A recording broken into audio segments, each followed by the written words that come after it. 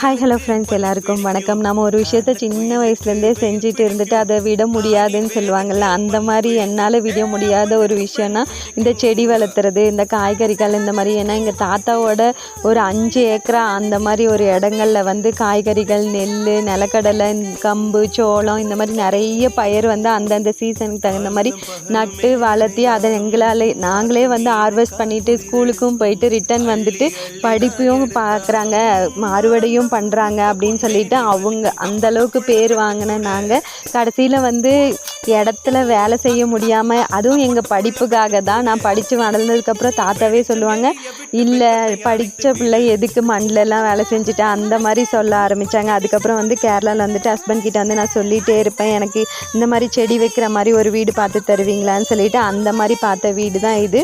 husband வந்து last week அழகாக வந்திருக்கோம் செடி அப்படின்னு சொல்லிட்டு அவங்களே